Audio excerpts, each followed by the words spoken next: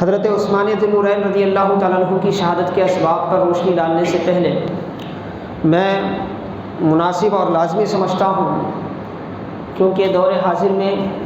نت نئے فتنے ہمارے سامنے آ رہے ہیں، اسی لیے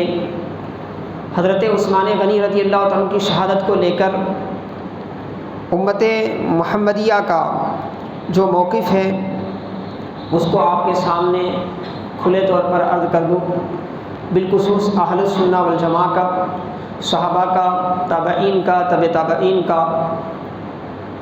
فقہا کا، ائمہ اہل بیت کا، محدثین کا، علماء کا۔ حاضرین محترم اعزائے گرامی، حضرت عثمان ذی النورین رضی اللہ تعالیٰ عنہ کی شہادت ایک عظیم الشان شہادت ہے، جس کی پیشن گوئی خود رسول اللہ صلی اللہ علیہ وسلم نے فرمائی تھی،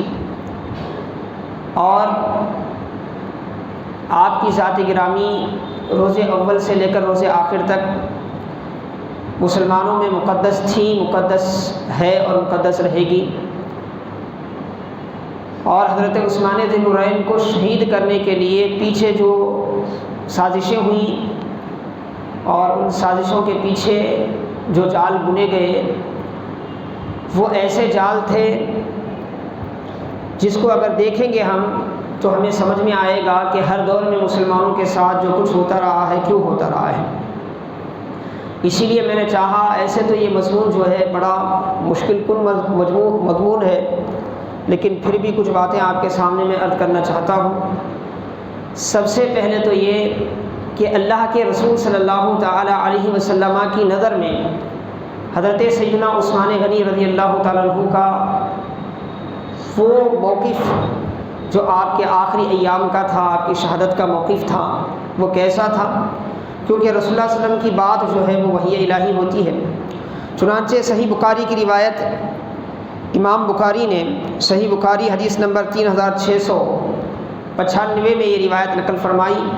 اور اس کے راوی ہیں حضرت ابو موسیٰ اشعری رضی اللہ تعالیٰ عنہ۔ وہ فرماتے ہیں، میں نبی کریم صلی اللہ تعالیٰ علیہ وسلم کے ساتھ مدینے کے باغوں میں ایک باغ میں تھا، اور وہ ایسا باغ تھا جس کو حدود سے کیا ہے محدود کر دیا گیا تھا، اور اس میں داخلے کے لیے ایک دروازہ ہوا کرتا تھا۔ پرانے دور کا ایک طریقہ کار تھا، آج بھی چند علاقوں میں ہوتا ہے کہ اپنی ساری کھیت کو، اپنے سارے باغات وغیرہ کو کیا ہے فصلوں سے محفوظ کر لیا جاتا ہے، اور اس میں داخل ہونے کے لیے صرف ایک دو دروازے وقت ضرورت رکھے جاتے ہیں۔ ایسے ہی آقا علیہ الصلوۃ والسلام ایک ایسے ہی باغ میں تھے، اور اس وقت آپ کے ساتھ حضرت ابو موسیٰ اشعری رضی اللہ تعالیٰ عنہ تھے۔ تو دروازہ بند تھا، رسول اللہ صلی اللہ علیہ وسلم اس باغ میں موجود تھے۔ اچانک اس باغ کے دروازے پر کیا ہے کھٹکھٹانے کی آواز آئی، اس کو کھٹکھٹایا گیا۔ تو حضرت ابو موسیٰ اشعری رضی اللہ تعالیٰ عنہ فرماتے ہیں کہ رسول اللہ صلی اللہ تعالیٰ علیہ وسلم نے فرمایا، دروازہ کھولو اور آنے والے کو جنت کی بشارت دو۔ دروازہ کھولو اور آنے والے کو جنت کی بشارت دو۔ اور صحیح بخاری اہل سنت کی حدیث کی کتابوں میں بڑی معتبر کتاب ہے، تو اس بخاری شریف میں یہ روایت موجود ہے۔ ابو موسیٰ اشعری رضی اللہ تعالیٰ عنہ نے دروازہ کھولا تو کیا دیکھتے ہیں کہ حضرت ابوبکر صدیق رضی اللہ تعالیٰ عنہ ہے، حضرت صدیق اکبر رضی اللہ تعالیٰ عنہ ہیں۔ اللہ کے وسلم کے ارشاد کے موافق آپ نے ان کو جنت کی بشارت دی۔ وہ داخل ہو گئے، اس کے بعد دروازہ بند کیا گیا۔ کچھ دیر کے بعد پھر دروازے پر کسی کے کھٹکھٹانے کی آواز آئی۔ رسول اللہ صلی اللہ علیہ وسلم نے فرمایا، جاؤ دروازہ کھولو اور آنے والے کو جنت کی بشارت دو۔ دروازہ کھولا گیا تو دروازے پر حضرت عمر بن خطاب رضی اللہ تعالیٰ عنہ موجود تھے، انہیں بھی جنت کی بشارت دی گئی۔ آقا علیہ الصلوۃ والسلام کے وہ صحابی باغ میں داخل ہوئے، دروازہ بند کر دیا گیا۔ اس کے بعد پھر کچھ دیر کے بعد دروازہ کھٹکھٹایا گیا تو رسول اللہ صلی اللہ علیہ وسلم نے فرمایا، جاؤ دروازہ کھولو، افتح لہ وبشرہ بالجنۃ علی بلویٰ تصیبہ۔ آقا علیہ السلام نے فرمایا، افتح لہ وبشرہ بالجنۃ علی بلویٰ تصیبہ۔ یہ خصوصی الفاظ تھے، یعنی اللہ کے رسول نے فرمایا دروازہ کھولو اور انہیں جنت کی بشارت دو، اس بات کے ساتھ کہ ایک بڑی مصیبت جو ہے وہ ان کو لاحق ہوگی، ایک بڑے فتنے کے وہ شکار ہوں گے۔ اور حاضرین محترم عزیزان گرامی، دروازہ کھولا گیا تو حضرت سیدنا عثمان ذی النورین رضی اللہ تعالیٰ عنہ موجود تھے۔ عثمان ذی النورین رضی اللہ تعالیٰ عنہ موجود تھے، اور دروازہ کھولنے کے بعد حضرت ابو موسیٰ اشعری رضی اللہ تعالیٰ عنہ نے رسول اللہ صلی اللہ علیہ وسلم کا وہ پیغام پہنچایا، تو حضرت صدیق اکبر نے بھی اللہ کی حمد و ثنا کی، حضرت فاروق اعظم نے بھی اللہ کی حمد و ثنا کی تھی، اور اسی طرح حضرت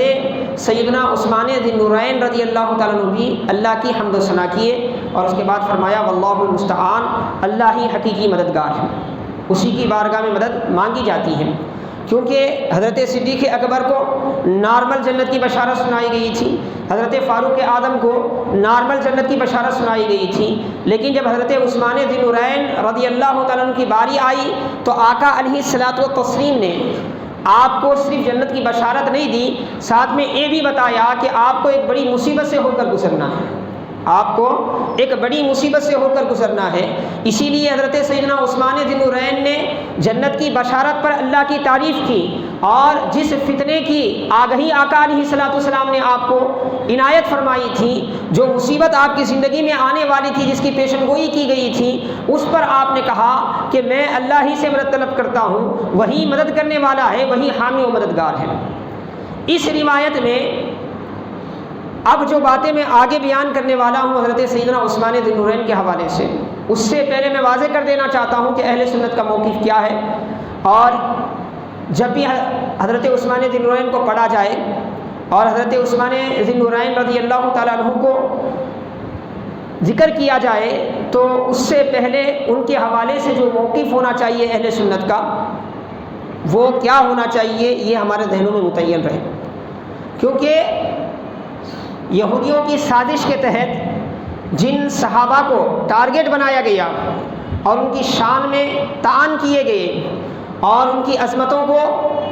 پامال کرنے کی کوشش کی گئی، اور جن کی ذات گرامی پر طرح طرح کے الزامات لگائے گئے،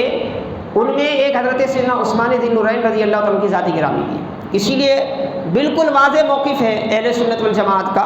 کہ حضرت سیدنا عثمان ذی النورین رضی اللہ تعالیٰ عنہ اللہ کے محبوب ترین صحابی ہیں، اللہ کے رسول صلی اللہ علیہ وسلم کے محبوب ترین صحابی ہیں، اور ساتھ ہی ساتھ اللہ کے وسلم کے خلیفہ ہیں، داماد ہیں، اور وہ ساری فضیلتوں کے حامل ہیں جو فضیلتیں اللہ تبارک و تعالیٰ کے پیارے رسول نے اپنی زبان وحی سے بیان فرمائی،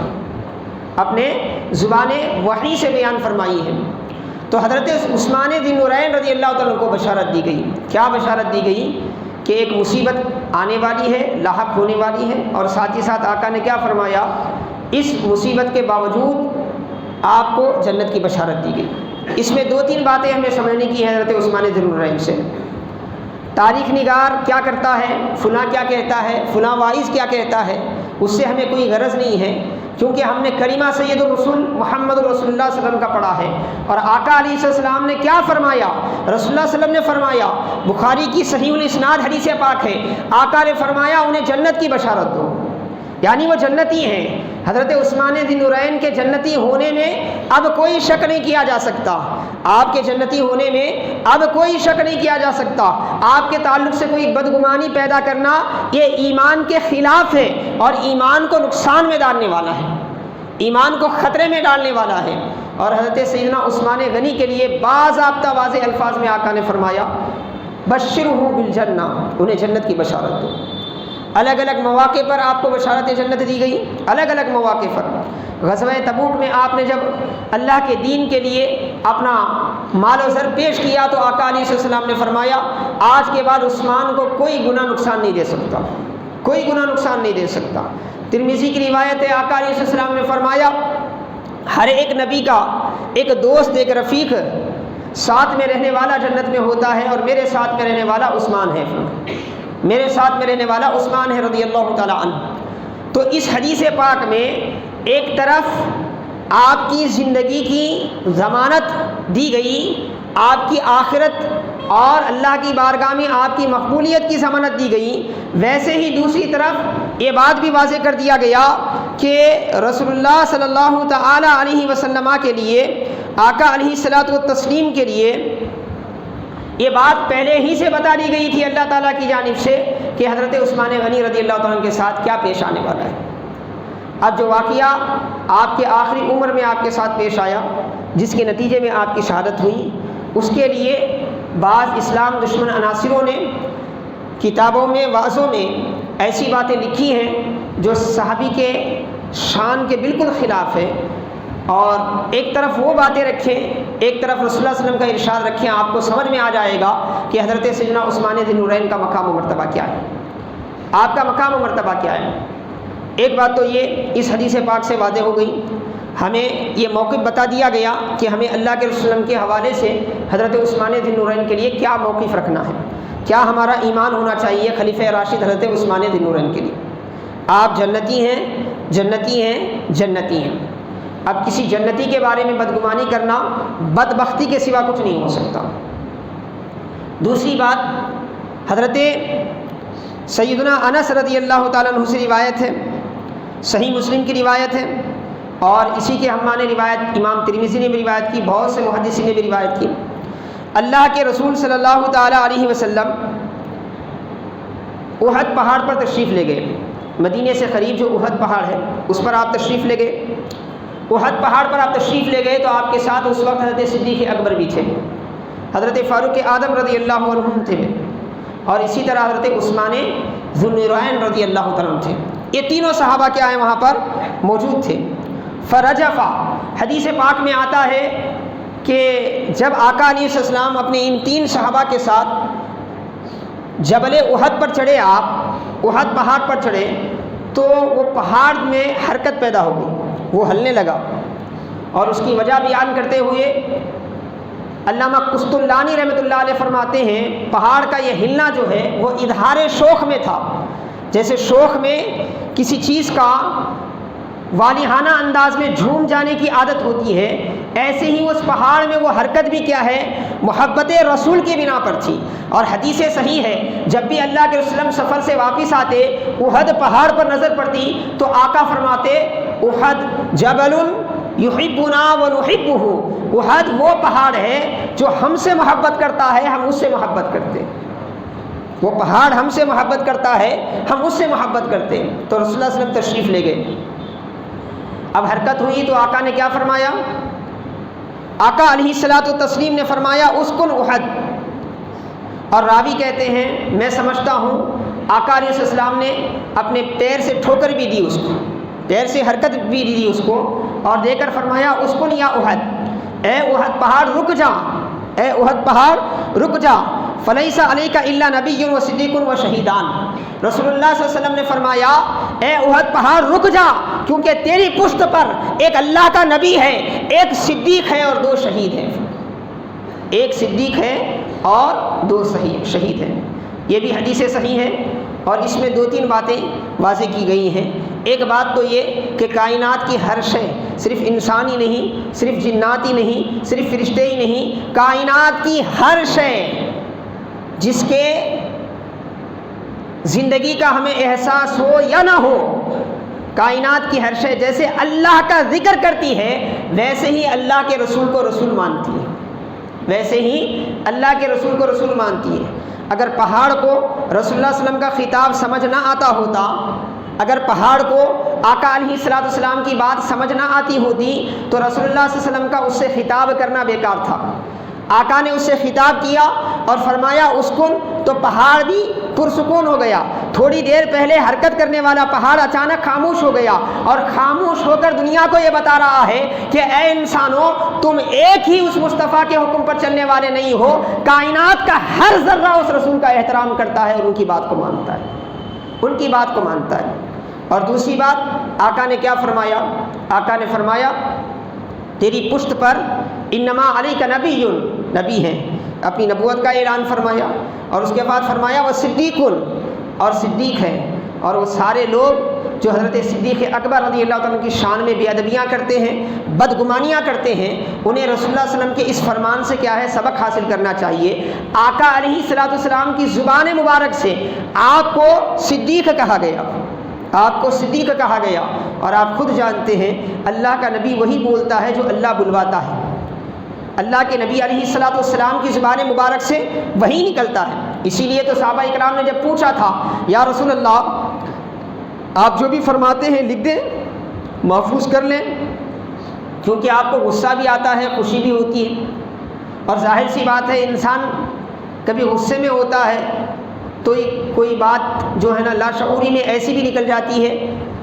جو قابل محفوظ نہیں ہوتی۔ اس معنی میں صحابہ نے پوچھا تو رسول اللہ صلی اللہ علیہ وسلم نے کیا فرمایا؟ اللہ کے رسول نے فرمایا والذی بعثنی بالحق، اس ذات کی قسم جس نے مجھے حق کے ساتھ بھیجا ہے، میں جب بھی کچھ کہتا ہوں تو حق ہی کہتا ہوں، یعنی کسی حالت کا مجھے کوئی ایسا غلبہ نہیں ہوتا کہ میں حق کے سوا کچھ کہوں، جب بھی میری زبان سے نکلتا ہے تو حق ہی نکلتا ہے۔ اسی لیے اللہ تعالیٰ نے سورۃ النجم میں فرمایا وَمَا يَنطِقُ عَنِ الْهَوَىٰ إِنْ هُوَ إِلَّا وَحْيٌ يُوحَىٰ، وہ اپنے نفس کی خواہش سے کچھ نہیں بولتے، مصطفیٰ جب بھی بولتے ہیں تو اللہ کی وحی سے بولتے ہیں، آقا جب بھی بولتے ہیں تو اللہ کے وحی سے بولتے ہیں۔ تو حاضرین محترم اعزائے گرامی، اس وحی والی زبان سے آقا نے حضرت سیدنا ابو بکر صدیق رضی اللہ تعالیٰ عنہ کو صدیق فرمایا۔ اب کوئی آپ کو صدیق مانے یا نہ مانے ہمیں کوئی پرواہ نہیں ہے، کیونکہ رسول اللہ صلی اللہ علیہ وسلم نے حضرت ابو بکر کو صدیق کہا ہے۔ پھر اس کے بعد فرمایا شہیدان، 2 شہید ہیں، اور 2 شہید ہیں کہہ کر یہ اعلان کر دیا کہ حضرت عمر فاروق کا بھی کیا مقام ہے، حضرت عثمان ذی النورین کا بھی کیا مقام ہے، اور شہید کا کیا مرتبہ ہے یہ واضح کرنے کی ضرورت نہیں ہے۔ شہید اعظم حضرت امام حسین رضی اللہ تعالیٰ عنہ کا جب تذکرہ آتا ہے تو عام طور پہ علماء خطباء جو ہے شہادت کی عظمت اور فضیلت پر قرآنی آیات سے احادیث کی روشنی میں باتیں بتاتے ہیں کہ شہادت کا مقام کیا ہے، شہادت کی موت کتنی عظیم موت ہوتی ہے۔ قرآن کریم میں اللہ تبارک و تعالیٰ نے شہیدوں کے حوالے سے 2 باتیں فرمایا۔ ایک بات تو یہ کہ اللہ نے فرمایا انہیں مردہ نہ کہو، وَلَا تَقُولُوا لِمَن يُقْتَلُ فِي سَبِيلِ اللَّهِ أَمْوَاتٌ، مردہ مت کہو بل احیاء، بلکہ وہ زندہ ہیں۔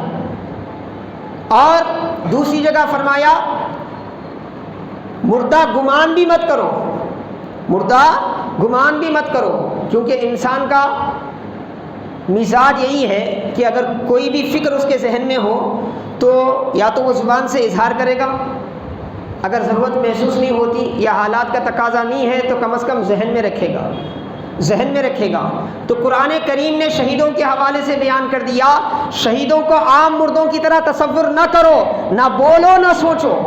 کیونکہ ان کی ایسی زندگی ہے جس کا تمہیں شعور نہیں ہے۔ انہیں اللہ نے ایسی زندگی عطا فرمائی ہے جو اللہ کے یہاں انہیں رزق دیا جاتا ہے، عنایتیں ہوتی ہیں۔ شہادت کی موت اتنی عظیم الشان موت ہے، شہادت کا مرتبہ جسے مل جاتا ہے۔ اسی لیے تو حضرت عمر بن خطاب دعا فرماتے تھے اے اللہ مجھے موت دے تو شہادت کی موت دے، مگر ساتھ ہی ساتھ وہ موت جو ہے وہ تیرے حبیب کے شہر میں ہو،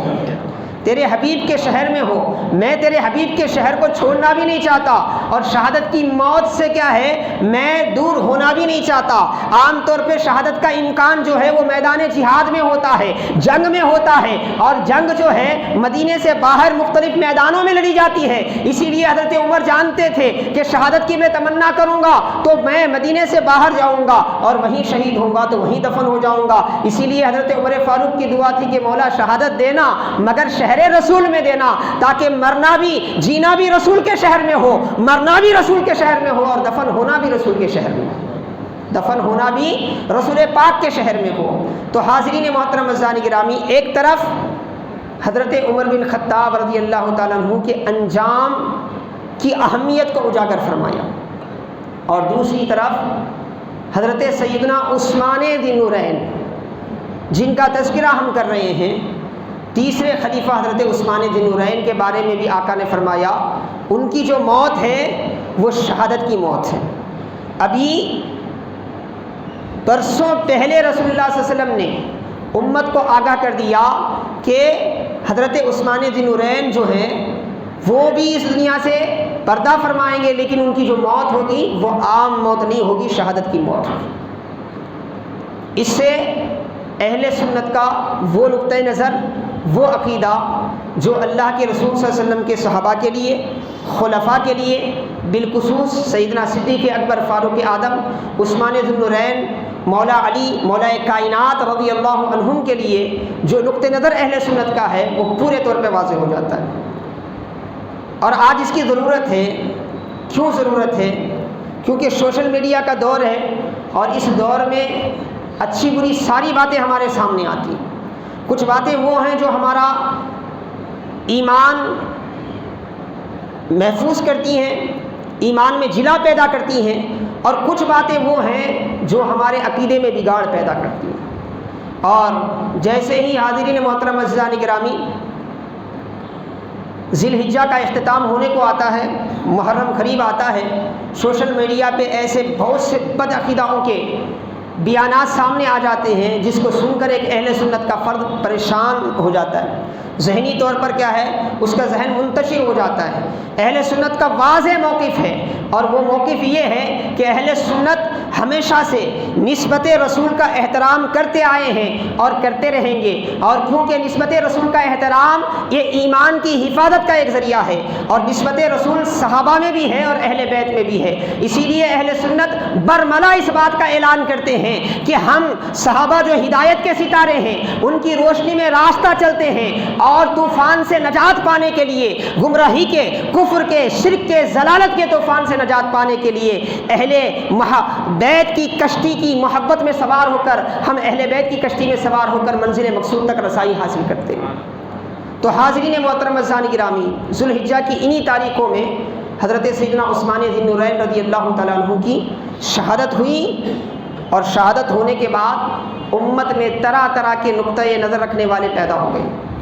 الگ الگ لوگ پیدا ہو گئے۔ کسی نے حضرت صدیق اکبر کی شان میں بھی ادبی کی، کسی نے حضرت عثمان ذی النورین کی شان میں بھی ادبی کی، کسی نے حضرت فاروق اعظم کی شان میں نازیبہ الفاظ کہے، کسی نے حضرت مولا علی مشکل کشا رضی اللہ تعالیٰ عنہ کو قصوروار ٹھہرایا، کسی نے سیدہ طاہرہ حضرت ام المومنین عائشہ صدیقہ رضی اللہ تعالیٰ عنہ کی شان میں غلط سلط نظریات کو عام کرنے کی کوشش کی۔ کل تک یہ کرتے رہے، لیکن سوشل میڈیا کے دور پہ اسلام کے جو دشمن ہیں ایسی ہی چیزوں کو اجاگر کر کے ہمارے سامنے لاتے ہیں تاکہ ہمارے عقیدے، ہمارا ایمان جو ہے وہ متزلزل ہو جائے۔ تو حاضرین محترم عزیزان گرامی، دو روایتیں میں نے آپ کے سامنے عرض کی، ایک صحیح مسلم کی اور دوسری بخاری شریف کی، اور ان دونوں روایتوں سے یہ بات واضح ہو جاتی ہے کہ اللہ تبارک و تعالیٰ کے پیارے رسول کو اللہ نے پہلے ہی سے آگاہ فرمایا تھا کہ حضرت عثمان ذی النورین کے ساتھ کیا ہونے والا ہے، اور رسول اللہ صلی اللہ علیہ وسلم نے کہیں بھی یہ نہیں فرمایا کہ حضرت عثمان ذی النورین جن حالتوں میں شہید کیے گئے ان حالتوں میں قصور حضرت عثمان رضی اللہ عنہ کا تھا، یا آپ کی کوئی غلطی تھی جس کی وجہ سے آپ کی شہادت ہوئی، ایسے الفاظ نہیں ہیں، بلکہ یہ روایتیں صاف طور پر واضح کر رہی ہیں کہ آقا علیہ الصلوۃ والتسلیم نے حضرت عثمان ذی النورین کے بارے میں کیا فرمایا۔ اور اسی طرح رسول اللہ صلی اللہ علیہ وسلم کی یہ روایت بھی موجود ہے، امام احمد نے مسند میں روایت کیا اس کو، حضرت عبداللہ بن حوالہ رضی اللہ تعالیٰ عنہ سے وہ فرماتے ہیں من نجا من صلاۃ فقد نجا، فرمایا جو بندہ جو ہے تین چیزوں میں نجات پا گیا، ان تین مشکل مواقع میں اس کا ایمان نہیں گڑبڑایا، اگر وہ صراط مستقیم پر قائم رہا تو سمجھ لو کہ وہ بالآخر کیا ہے، نجات پا گیا، اللہ کے یہاں مقبول ہو گیا۔ فتنہ جو پیدا ہوا امت میں، اس فتنے کا کوئی اثر اس کے ایمان پر نہیں ہوگا۔ من نجا من سلاسن فقد نجا، رسول اللہ صلی اللہ علیہ وسلم نے فرمایا، اور اس کے بعد فرمایا وہ 3 مرتبہ آقا نے یہ ارشاد فرمایا، اور وہ 3 مرتبہ ارشاد فرمانے کے بعد رسول اللہ صلی اللہ تعالی علیہ وسلم نے وہ 3 چیزیں ذکر فرمائی۔ 3 حالتیں امت میں ایسی آئیں گی، اس وقت ایمان والوں کو اپنے ایمان کی فکر کرنے کی ضرورت ہوگی، اور حاضرین محترم عزیزان گرامی، اگر اس وقت امت اپنے ایمان کی فکر نہیں کرے گی تو وہ افراد جو اس وقت اپنے ایمان کی طرف توجہ نہیں دیں گے وہ اپنے ایمان کو گنوا سکتے ہیں، صراط مستقیم سے ہٹ سکتے ہیں، اپنی آخرت کو برباد کر سکتے ہیں۔ وہ 3 باتیں کیا ہیں؟ رسول اللہ صلی اللہ علیہ وسلم نے فرمایا، سب سے پہلے موت ہی فرمایا، میری موت، یعنی آپ کا اس دنیا سے پردہ فرما جانا ایک ایسا مرحلہ تھا کہ صحابہ اکرام کے لیے انتہائی مشکل لمحہ تھا، चुनांचे हज़रत अनस रज़ी अल्लाह तआला के वो अल्फाज कुतुब अहादीस में मौजूद हैं। आपने फरमाया सबसे ज़्यादा रोशन दिन वो दिन था हमारे लिए जब रसूलुल्लाह सल्लल्लाहु अलैहि वसल्लम मक्के से हिजरत करके मदीना तशरीफ़ लाए थे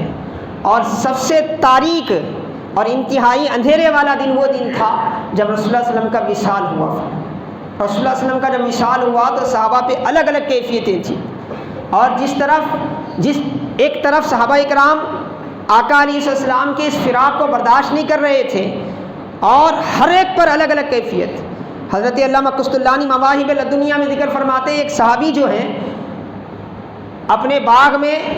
पानी दे रहे थे, दरख्तों को पौधों को पानी दे रहे थे, आपको इत्तला पहुंची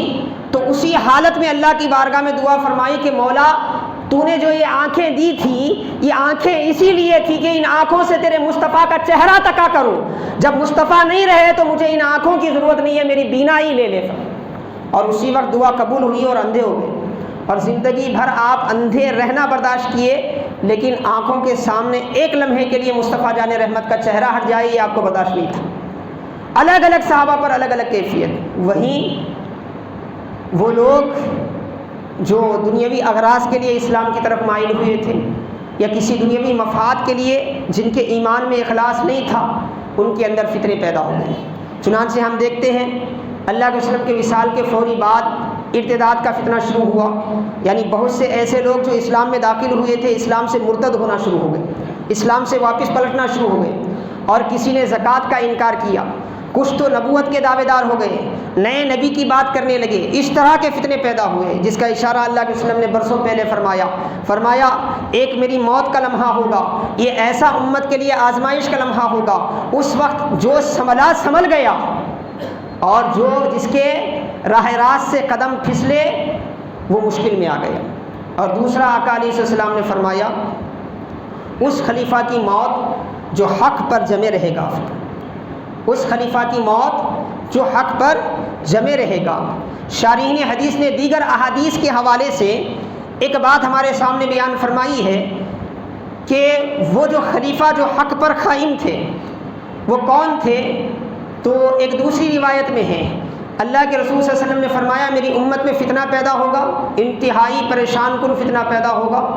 उस वक्त एक आका कुछ लोगों को बोल रहे थे, अचानक एक फ़र्द वहाँ से गुज़र रहे थे और उन्होंने अपना चेहरा जो है वो ढांका हुआ था।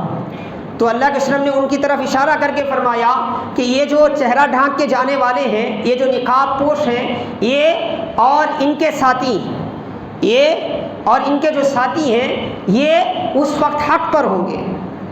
बाद में उनको जाकर देखा गया तो वो हज़रत उस्मान ज़ुन्नूरैन थे। तो रसूलुल्लाह सल्लल्लाहु अलैहि वसल्लम ने फरमाया उम्मत मुश्किल हालत में उस वक्त आएगी जब हज़रत उस्मान ज़ुन्नूरैन रज़ियल्लाहु तआला की शहादत होगी, और हुआ भी ऐसे। इंशाअल्लाह आगे की मजलिसों में मैं उसको वाज़ेह करता जाऊँगा। और तीसरा फितना जो है आका अलैहिस्सलाम, बल्कि हदीस पाक में आता है हर नबी ने अपनी उम्मत को उससे डराया है और हमें हुक्म दिया गया कि अपनी दुआओं में ज़रूर क्या है हम उससे बचने की दुआ अल्लाह की बारगाह में मांगें। और आज के जो हालात हैं ये हालात हमें महसूस करा रहे हैं कि हम करीब उस फितने के करीब जा रहे हैं। और वो फितना क्या है, आका ने फरमाया दज्जाल का फितना होगा। दज्जाल का फितना, ये तीन चीज़ें हैं ना मेरी उम्मत के लिए ऐसे आजमाइश के होंगे, जो इससे नजात पा जाएगा वो नजात पा जाएगा,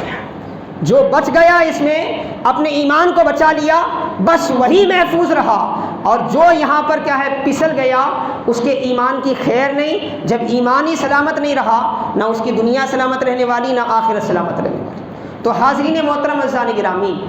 अब इन अहवाल में हमारे लिए क्या तालीम है इंशाअल्लाह अगली नशिस्तों में मैं अर्ज़ करूँगा। मैं सरदस्त इसलिए मैं अर्ज़ करना चाह रहा था कि हज़रत उस्मान ज़ुन्नूरैन रज़ियल्लाहु तआला अन्हु की शहादत का जो मसला है ये उम्मत मुस्लिमा के लिए बड़ा अहम मसला है। फिर उसके बाद शहादतों का ऐसा सिलसिला शुरू हुआ, उसके बाद ऐसे फितने बपा हुए, कब किसको शहीद किया गया तारीख़ पढ़ते पढ़ते इंसान है ना उसके रोंगटे खड़े हो जाते हैं। बड़े बड़े अकाबिर सहाबा जिन्होंने इस्लाम के लिए अपना सब कुछ निशावर कर दिया गया, एक एक करके उनको टारगेट किया गया। एक तरफ हज़रत مولا کائنات کو حالت نماز میں شہید کیا گیا، حضرت زبیر بن عوام کو شہید کیا گیا، حضرت طلحہ کو شہید کیا گیا۔ پھر وہ وقت بھی آیا، دنیا نے وہ وقت بھی دیکھا جب پیارے آقا کا وہ پیارا نواسا جس کے لیے آقا علیہ الصلوۃ والسلام نے فرمایا وہ مجھ سے ہے اور میں اس سے ہوں، جن کو سونگھ کر آقا فرماتے تھے یہ میری خوشبو ہے، جن کے لیے آقا فرماتے تھے یہ نوجوانوں جنت کے نوجوانوں کے سردار ہیں، حضرت امام حسن، پھر ان کے بعد ان کے بھائی حضرت سیدنا امام حسین کو آپ کے کنبے سمیت شہید کر دیا گیا۔ اس کی آگ جو بھڑکی تھی